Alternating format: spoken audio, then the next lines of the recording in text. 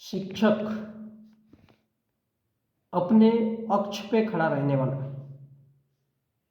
अपने अक्ष पे खड़ा रहने वाले को शिक्षक, और चेतक जो जन जागृति करता है, लोगों को जगाता है, उसको चेतक कहते हैं। शिक्षक जो अपने अक्ष पे खड़ा रहता है, इसलिए लेफ्ट टू राइट शिक्षक है और ऊपर से नीचे भी शिक्षक है, क्योंकि वो सर्वाहारी है। शिक्षक समझाता है केला खाओ, आम खाओ, इमली खाओ, हरी मिर्ची खाओ या पत्तेदार सब्जियां खाओ। अब उसको चावल के साथ सब्जी खाओ या नमक के साथ चावल खाओ या फिर पानी मिला करके खाओ तो भी जिंदा रहोगे। चावल के साथ नमक मिलाओ या सब्जी मिलाओ तो जिंदा रहोगे, या पानी मिला करके अगर खाओ तो भी जिंदा रहोगे। किंतु शिक्षक समझाता है कि केले से इतने इतने कैलोरी, फलाना फलाना कैलोरी ऊर्जा मिलती है, मांस मटन चिकन खाओगे तो इतने इतने किलो कैलोरी ऊर्जा मिलती है, दूध अंडा मांस मटन में फलाना फलाना ढेकाना ढेकाना किलो कैलोरी ऊर्जा मिलती है। तो कौन समझाता है? शिक्षक समझाता है। तो डिपेंड करता है कौन क्या खाएगा, ये कौन बताता है? शिक्षक।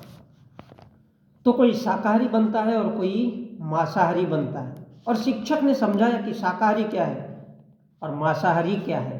ये कौन समझाता है? शिक्षक समझाता है कि क्या बुरा है क्या सही है। शिक्षक को समझाना चाहिए स्कूल में कि लड़की क्या है, तो लड़की में 2 स्तन होते हैं, लड़की में 2 स्तन होते हैं इसलिए वो दूध पिलाती है। लड़की में गुप्तांग होता है इसलिए उसमें छेद होता है और इसलिए वो बच्चा पैदा करती है। लड़का क्या है? लड़के में स्तन नहीं होते इसलिए वो दूध नहीं पिला सकता है। लड़के में बीज होता है इसलिए वो बीज उत्सर्जित करता है। ये किसके काम है? हमारे देश में तरह तरह के कहीं मौलाना पादरी पुजारी और क्या क्या है, ये सभी क्या है? एक प्रकार से शिक्षक ही तो है। किंतु ये सब चीज़ें वो नहीं समझाते। किंतु एक सामान्य शिक्षक क्या समझाता है कि शाकाहारी खाने से इतने किलो कैलोरी ऊर्जा मिलता है, मांसाहारी खाने से इतना किलो कैलोरी ऊर्जा मिलता है। और इसलिए कुछ लोग मांसाहार भी करते हैं और कुछ लोग शाकाहार भी करते हैं, और कुछ लोग ऐसे भी हैं जो मांस और साग सब्जी चावल सब कुछ खाते हैं तो सर्वाहारी कहलाते हैं। फर्क क्या है? फर्क क्या है? जो सब्जी खाता है वो मांस खाने वालों को राक्षस समझता है, और जो मांस खाता है वो साग सब्जी खाने वाले को मूर्ख समझता है। फर्क देखो, लड़की में 2 स्तन होते हैं, आपके बहन के भी है, आपके माँ के भी है, आपके बहन के भी है, आपके माँ के भी है और सामान्य हर स्त्रियों के हैं। ये कौन समझाता है? शिक्षक। क्या कोई संत या कोई मौलाना समझाता है? क्या कोई पादरी समझाता है? अगर ऐसी शिक्षा स्कूलों में दी जाए तो 5-6 की क्लास में ही शायद बच्चा बड़ा होकर के बुरी आदतों से बचे। लेकिन हमारी शिक्षा व्यवस्था ऐसी नहीं है। हमारी शिक्षा व्यवस्था है क्या माल है क्या गाल है। फिर हमको बचपन में ही माँ बाप सिखाते हैं कि उर्वशी परी थी, सीता सुंदर थी, सीता राजकुमारी थी, द्रौपदी के 5 पति थे और राधा एक रानी थी। राधा रानी थी तो स्वाभाविक है मनुष्य का झुकाव लगाव, जब वो बड़े होंगे तो मोहकता श्रृंगार में फंसा रहेगा और अपराध बढ़ते रहेंगे। तो शिक्षा कैसी हो? हरफन मौला, अर्थात हर चीज मौज मस्ती है, हर चीज में फन है, एंजॉय है, और हर चीज का मोल भी है, मूल्य भी है, इसलिए मौला। तो औरत ही सुंदर होती है, ये कैसे हो सकता है? क्या पुरुष सुंदर नहीं है? सुंदर स्त्री या पुरुष वो है जिसका विचार चिंतन ठीक है। शरीर से कोई सुंदर कैसे हो सकता है? दाढ़ी मूछ बढ़ाने से खुद को ज्ञानी कहने से कोई ज्ञानी कैसे हो गया? इसका निर्माण और निर्धारण शिक्षक ही कर सकता है और वही समझा सकता है। क्या कोई धार्मिक शिक्षक, पादरी, पुजारी एक स्वस्थ सभ्यता का निर्माण किया है कभी?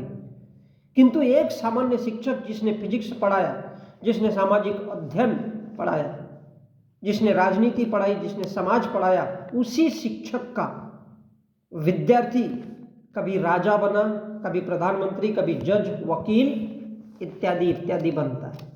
क्यों बनता है? एक सामान्य शिक्षक पढ़ाता है, वो धर्म के कर्मांध नहीं, धर्मांध शिक्षक होते हैं। किंतु शिक्षक आजीवन शिक्षक ही रहता है, पद बहुत छोटा सा। किंतु उसी शिक्षक की शिक्षा देखिए, अगर किसी को तलवार दे दे तो राजा बनाता है, अगर किसी को चेतना दे दे तो एक सामान्य घोड़े को चेतक बनाता है, समाज को चेतक करता है, चेतना देता है। शिक्षक यदि समाज का अध्ययन बताए तो समाज सुधारक को पैदा करता है। कौन? शिक्षक। शिक्षक यदि राजनीति सिखाए तो उसका विद्यार्थी प्रधानमंत्री, राष्ट्रपति, सांसद और विधायक बनता है। डिपेंड करता है शिक्षा कैसी। यदि विज्ञान सिखाए तो वैज्ञानिक बनाता है। सोच अगर समाज को दे तो समाज सुधारक बनाता है। फर्क क्या है? शिक्षा कैसी है? धर्म की शिक्षा देखो, अखाड़ा पहलवान हाथ में डंडा तलवार लिए कुंभ स्नान में उतरते हैं कि सबसे पहले कौन नहाएगा। उसकी होड़ प्रतिस्पर्धा, सबसे पहले कौन नहाएगा, फिर भगदड़ मचती है और फिर दंगा होता है, लोग मारे जाते हैं। संतों को 6 इंच बाई 12 इंच की किताब ले लो, संत को 6 इंच बाई 12 इंच की किताब ले लिए और पढ़ के सुना रहे। संत क्या होता है? किताब ले लेता है 6 इंच बाई 12 इंच की, क्या है ये? फलाना ग्रंथ है, ये क्या है? वेद है। कोई कहता है ये बाइबल है और कोई कहता है ये कुरान है। कैसे लोग पैदा किए? अंधे बहरे,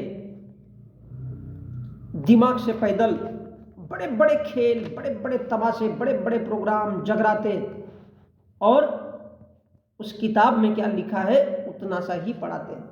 कि बाइबल में लिखा है, कुरान में लिखा है, वेद, उपनिषद, रामायण, महाभारत में लिखा है। उनको पूछो कि आसमान क्या है तो उत्तर नहीं देंगे। बाइबल कहता है ईश्वर ने बनाया आसमान को, हिंदू ग्रंथ कहते हैं भगवान ने बनाया, कुरान कहता है अल्लाह ने बनाया।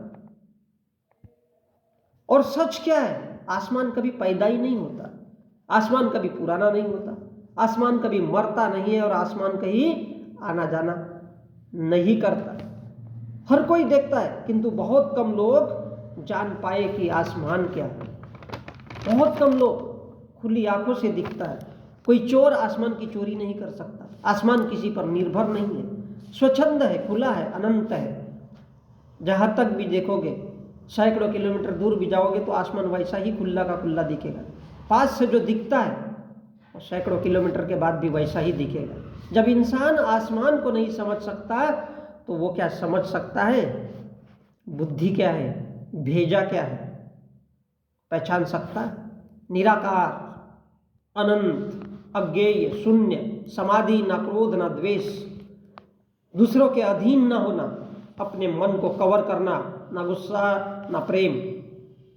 और इन्हीं खुशियों का अर्जन, इन्हीं बातों का ज्ञान, इन्हीं बातों को समझना, खुशी दिलाना। जो हताश है, निराश है, उसके हितों की रक्षा करना अर्हत है, अर्हत है। कोई रो रहा है, कोई भूखा है, उसको हंसा दिया। कोई भूखा है, उसको खाना खिला दिया। ध्यान दीजिए, बच्चा रोता है तो माँ दूध पिलाती है। और ऐसा आचरण, टूटे हुए लोगों को समझाना, उनसे दयापूर्वक समानता का व्यवहार करना, यही भगवत है। माँ के जैसे समता, बराबरी का भाव, सम्मा सम बोध। 10 बच्चे हो तो भी माँ का भाव एक जैसा ही होता है, आचरण व्यवहार करती है। क्या ऐसी शिक्षा हम हमारे बच्चों को दे रहे? ये शिक्षा तो प्राथमिक लेवल पर होनी चाहिए, ऐसी शिक्षा दे रहे। नहीं दे सकते, क्योंकि या तो हम हिंदू हैं, या तो हम मुसलमान हैं, या फिर ईसाई हैं, या फिर हम सिख हैं। तो क्या वास्तव में हम शिक्षा ले रहे हैं या दे रहे हैं? यही समझाने के लिए हमारे प्राचीन भारत में इसको ज्ञान कहा गया, बोध कहा गया। और बोध हो तो सबके लिए एक जैसा, ज्ञान हो तो सबके लिए एक जैसा। क्या हिंदू ऐसा ज्ञान देता है? क्या इस्लाम ऐसा ज्ञान देता है? क्या ईसाई ऐसा ज्ञान देता है? क्या ये शिक्षा है? क्या ये धर्म है? समबोध, सबके लिए बराबर, सबके लिए बराबर, ना तो कोई हताश रहे ना कोई निराश रहे। और ऐसी शिक्षा क्या कहीं मिलती है? जी नहीं, ये सामान्य शिक्षक ही दे सकता है। और यही समझाने वाले, बोध समझाने वाले बुद्ध ने अपना सर्वस्व न्यौछावर किया, सर्वस्व त्याग दिया, शिक्षकों की फौज खड़ी की। उस जमाने में शरीर को ढकने वाले वस्त्र को शरीर पर धारण किया। आज के जमाने का टाई कोट वाला ड्रेस, टाई और कोट वाला। यहाँ तो नहाने के लिए लोग मारामारी कर रहे हैं, मंदिर जाने के लिए मारामारी कर रहे हैं, प्रतिस्पर्धा, होड़ भगदड़ मची हुई है, मारकाट। ये कौन सा धर्म है? ये कौन सी शिक्षा है? पहलवानों का अखाड़ा। और इसलिए कोई गरीब है तो कोई जरूरत से ज्यादा अमीर है, कोई वीआईपी तो कोई बेरोजगारी और भूख से मर रहा है, किसान आत्महत्या कर रहा है। हम आजादी के 75 सालों के बाद भी जी रहे। आजादी इसलिए नहीं मिली थी, आजादी का जश्न इसलिए मनाते हैं कि अब भारत को किस दिशा की ओर लेके जाना है। हमने इंजीनियर, वकील, डॉक्टर, नेता बनाने की होड़ पाल रखी है। क्या ऐसी शिक्षा भारत का भविष्य तय करेगी? हमने तो धर्म के ठेकेदार पाले, हमने तो मारकाट वाले पहलवान, संत पाल रखे, क्योंकि हमने शिक्षा को क्या समझा? तमाशा। किसी शेर को समुद्र में डुबा के दिखाओ, ले जाओ और उसको वहां पर छोड़ दो समुद्र में, वापस आए तो कहना फिर वो कैसा शेर? फिर शौक से पढ़ा रहे कि जंगल का राजा शेर होता है। कम से कम महाराणा प्रताप के घोड़े के नाम से सीखना चाहिए, चेतना, जागृति लाने वाला। सच में महान है उसका नाम, चेतक, चेतना देने वाला। किंतु धन्य है वो शिक्षक, पादरी, मौलाना, संत जो अपनी शिक्षा अपने समाज को देकर के धर्म कहता है। और इसलिए मैं तो इतना सा कहना चाहूँगा कि शिक्षक अगर सच में अच्छा होगा तो अच्छा प्रधानमंत्री, अच्छा राष्ट्रपति का निर्माण करेगा, क्योंकि जैसा शिक्षक होगा वो देश उतना ही कारीगर और उन्नत होगा। हमें 50 इंजीनियर, 50 डॉक्टर, 50 संत, 50 फिल्मकार, 50 लेखक और 50 मौलानाओं की अपेक्षा सिर्फ एक अच्छा शिक्षक चाहिए। एक अच्छे शिक्षक की आवश्यकता है, ना कि अंधविश्वासी मिलियन शिक्षकों की, साधु संतों की, पादरी, मौलाना और वो क्या क्या कहते हैं, पंडित, पुजारी, ऐसे नालायकों की। किसी समुद्र का नहीं, किसी शेर को समुद्र में डाल दो, जिंदा वापस नहीं आएगा, किंतु अपनी बुद्धि को समुद्र में तैराओ, तुमको जाने की जरूरत नहीं है, वो वापस आ जाएगी। ऐसा समाज तैयार करने के लिए अच्छे और सच्चे शिक्षकों की आवश्यकता है, ना कि भेड़ बकरियों की तरह मैं करने वाले साधु संत, सन्यासी, पादरी, पुजारी, मौलाना और धर्मांध वर्ग शिक्षकों की, जो एक ही वर्ग का प्रतिनिधित्व करते हैं। और इसलिए शेर सुनिए, इधर काशी में है पत्थर, उधर काफे में है पत्थर, इधर पत्थर का पूजन है तो उधर पत्थर का बोझा है। समझ में कुछ नहीं आता कि आखिर मुजरा क्या है, मुजरा क्या है। इधर पंडित अकड़ते हैं कि वो काशी में रहता है, इधर कैसा जनाजा कि वो काबा में रहता है। यानी मंदिर, यानी मस्जिद भीतर अल्लाह बंद और ईश्वर शिवालय में। स्वर्ग में कब्जा पंडित का, जन्नत अल्लाह वालन में। राम की पड़ गई खींचातानी, राम फंसे जंजालन में। पत्थर में। और इसलिए वो कहता है, आशियाना बनाना मेरा काम था, कोई बिजली गिराए तो मैं क्या करूं। आशियाना बनाना मेरा काम था। और ऐसा व्यवहार, आचरण, विचार, क्रांति रखने वाले भगवतों की, शिक्षकों की आवश्यकता है, जो समाज को जोड़े, एक सागर के जैसे समाज का निर्माण करे, ना कि धर्मांध, मूर्ख, नालायक पादरी, पुजारी, मौलाना, पंडितों का धर्मांध समाज का निर्माण नहीं। ऐसा समाज जिससे सभी का कल्याण हो, ऐसे भगवतों की प्राप्ति हो, विचारों की प्राप्ति हो, कि सभी इंसान है, सभी का बराबर बराबर का हर जगह में हिस्सा है, आचार, विचार, दृष्टि, वाणी और व्यवहार हो, और सभी को बराबर भाग मिले, हिस्सेदारी मिले। और ऐसे बताने वाले शिक्षक